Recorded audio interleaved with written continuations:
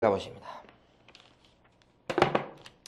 160페이지 보시면 큰 3번이 있습니다. 160페이지 큰 3번. 뭐라고 되어 있냐면 중개업자의 의무 이렇게 되어 있죠. 전속중개계약은 자, 요 시험에서는 전속중개계약이 한 문제 나오는데요. 의무가 중요합니다. 의무. 자, 그 의무를 갖다 여기서 좀 공부하려고 합니다. 전속중개 의뢰받은 중개업자는 첫 번째요. 첫 번째 생기는 의무가 뭐냐면 서면으로 전속중개계약을 체결해야 됩니다. 구두로 하면 안 됩니다, 이게. 지금 그 가로 1번에 나와 있는 거죠? 그 서면은 법정서식이 있어서요. 그 법정서식 이름이 전속중개계약서입니다.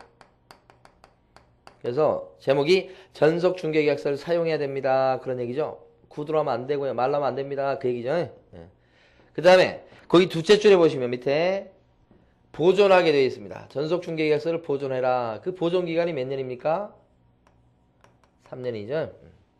그럼 왜 전속중개계약을 말로 못하게 하고 서면으로 하게 하고 또 3년간 그걸 보존하라고 하느냐? 분쟁에 대비해서 그러라는 겁니다. 분쟁에 대비할 필요가 있다. 그죠? 그렇게 해서 그렇게 하도록 하는 거고, 두 번째 중요한 의무가요, 정보 공개 의무입니다. 정보를 널리 공개해야 되겠습니다. 정보 공개 의무. 자, 정보 공개 의무에 대해서는 밑에 가로 2번에 써놨죠?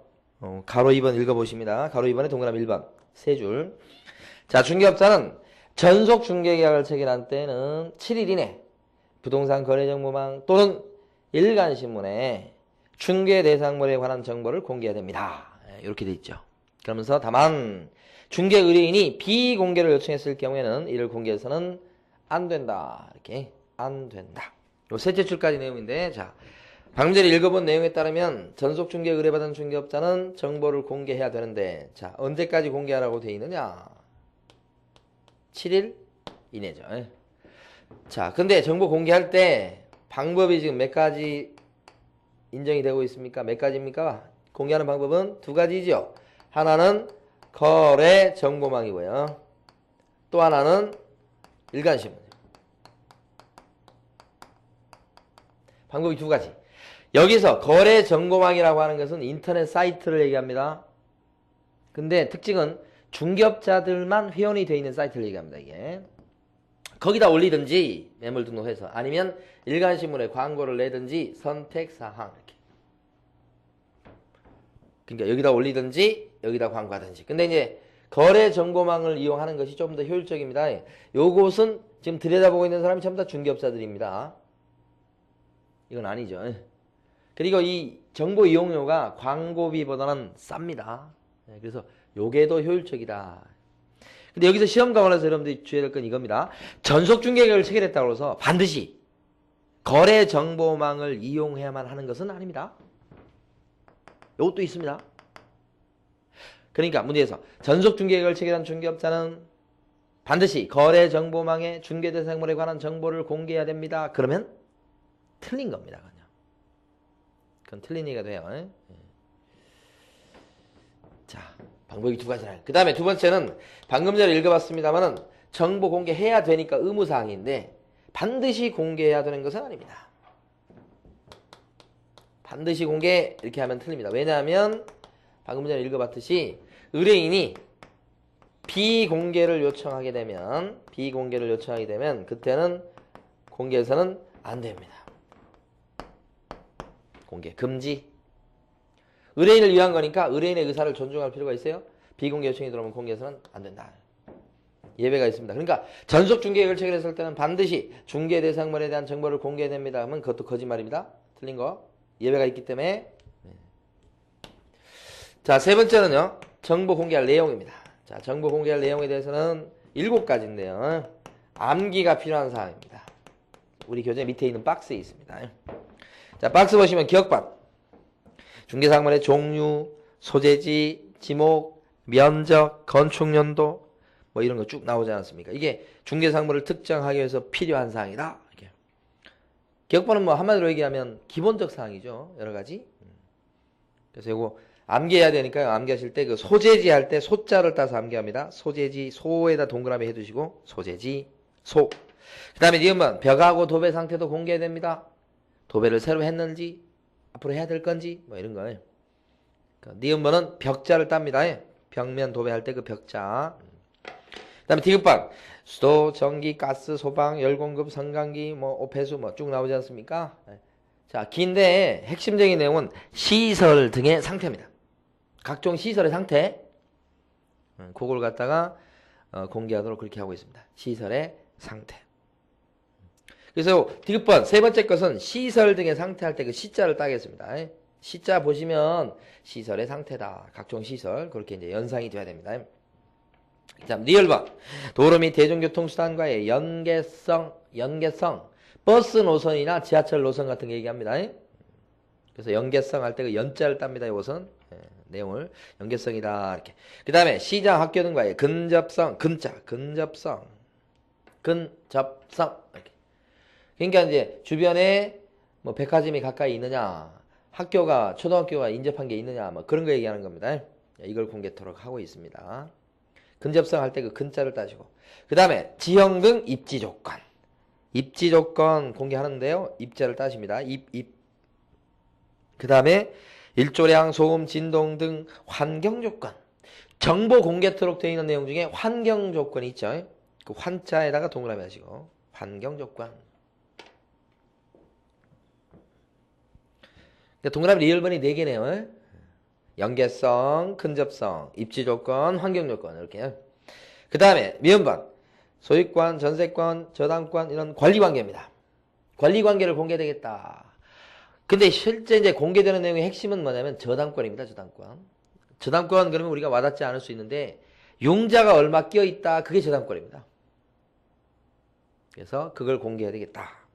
권리 관계요. 이 권리 관계니까 이건 권자를 따집니다. 권리 관계 할 때 권자.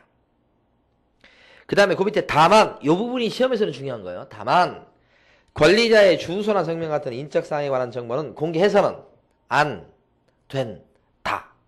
이거 참 중요해요. 인적 사항이 공개가 되면 이게 범죄에 이용될 우려도 있습니다. 사생활 침해의 우려도 있고 그래서 공개하면 안 된다고 되어 있습니다. 그걸 밑줄 그어두시고요.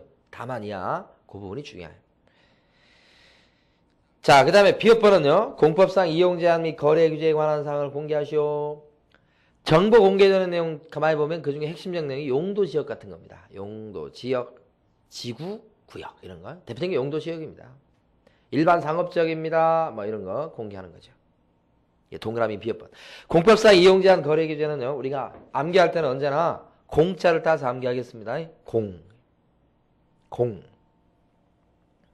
그 다음에 10번. 중개대상물의 거래 예정 금액. 거래 예정 금액은 예자를 따서 암기합니다. 아까 예 수준은 위험합니다 할 때 그 예자도 거래 예정 가격 금액이었죠. 그래서 이것도 역시 물건 내놓은 가격을 얘기합니다. 거래 예정 금액. 얼마에 나왔어요? 라고 공개하는 거죠. 예정 금액. 예자. 그 다음에 그 뒤에가 이제 진짜 중요합니다. 그래서 공시지가부터요. 자, 공시지가도 공개할 내용입니다. 이 공시지가는 개별 공시지가 얘기하는 거죠. 공개해야 됩니다. 다만 임대차라고 한다면 이 공시지가를 공개하지 아니할 수도 있다. 이 부분이 중요하다고요. 제일 시험에 많이 나온 겁니다. 정보 공개할 내용에서.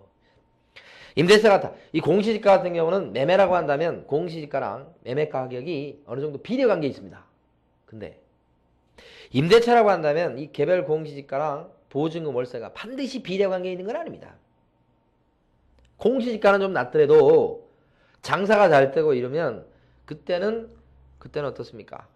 보증금이나 월세가 셀 수 있는 거 아닙니까? 그렇기 때문에 반드시 비례관계에 있지 않아요. 따라서 임대차라고 한다면 공시지가를 갖다가 공개를 해도 되고 안 해도 된다는 뜻입니다. 끝에 표현을 주의하셔야 돼요. 공개하지 않을 수 있다지 공개하면 안 된다. 그러면 틀려버려요.